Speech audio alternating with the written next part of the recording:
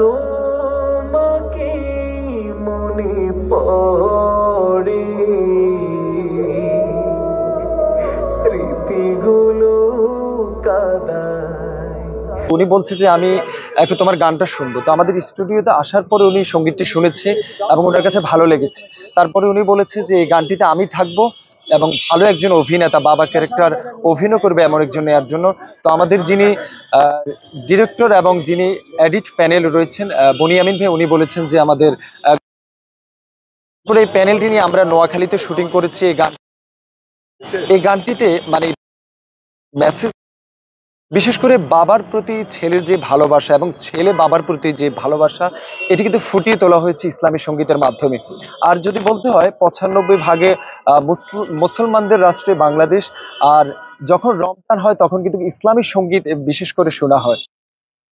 প্রতি বছর রমজান যখন আসে, প্রতিটি ইসলামী সাংস্কৃতিক সংগঠন, তার মধ্যে আমাদের যে হাসনায়না শিল্পী গোষ্ঠীটি, এটি প্রায় 18 বছর ধরে কাজ সংগঠনের যিনি চেয়ারম্যান পেয়ার আহমদ ভূঁইয়া, ওনার প্রেরণা নিয়ে কিন্তু আমরা ইসলামী সঙ্গীতকে আরো বহুদূর নিয়ে যেতে চাই। মিডিয়ার ভাই যারা, তো আমরা ভাইদেরকে নিয়ে আমরা একটা অনুষ্ঠান করব আমাদের বাবা গান যেদিন রিলিজ হবে সেদিন। তো তারই ধারাবাহিকতায় ভাই কিন্তু এই আয়োজনটি করেছে আজকে কচিকাঁচা মিলনায়তনে। এখানে কলরব, দাবানল এবং বাংলাদেশের জনপ্রিয় সাংস্কৃতিক সংগঠনের শিল্পীরা এসেছেন। আমরা কিন্তু কোনো শ্রোতাদেরকে দাওয়াত করি, শুধু মিডিয়ার ভাই এবং শিল্পী গোষ্ঠীর যারা পরিচালক তারাই আজকের এই অনুষ্ঠানে এসেছেন।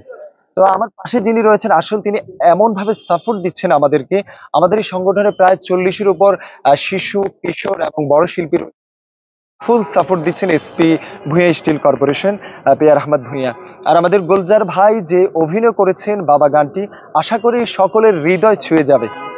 বাবার কথা বলতে, বাবা যে একটি কি, এটা যতক্ষণ পর্যন্ত ছেলে সন্তান যে বাবা হারানোর পরে বুঝে যে আসলে যে গানটির যেমন অন্তরাগুলো, অতদিন প্রাণ খুলে ডাকি না বাবা কি, বাবার আদর স্নেহ জুটলো না ভাগ্যে।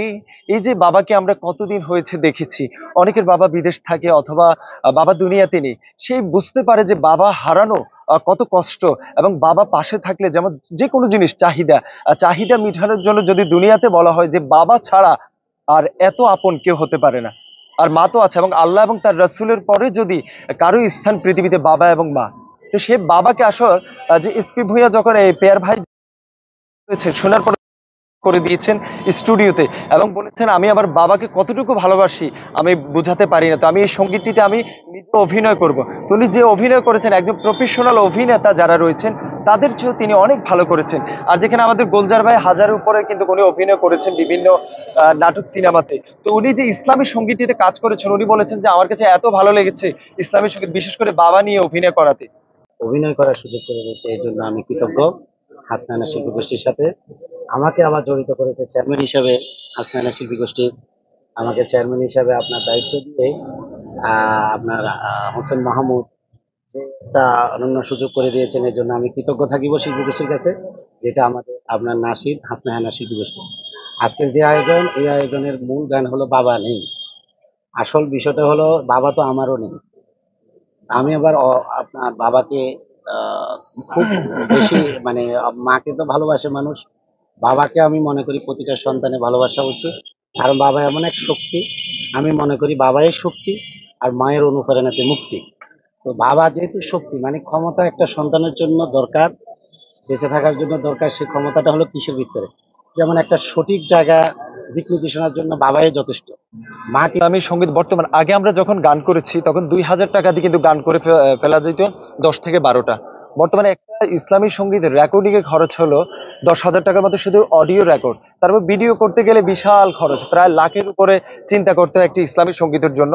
তো ইসলামী সঙ্গীত আমরা দেখি বিভিন্ন গানের জন্য কিন্তু অনেক স্পন্সর, কিন্তু ইসলামী সঙ্গীত অঙ্গনের জন্য এবং এই মুসলিম কান্ট্রি আমরা দাবি করি যে 95% মুসলমান, কিন্তু ইসলামিক কাজগুলাতে সেভাবে কিন্তু সাপোর্ট পাওয়া যায় একদমই কম। যেমন এরকম লোক খুবই কম পাওয়া যায় পেয়ার ভাইয়ের মতো।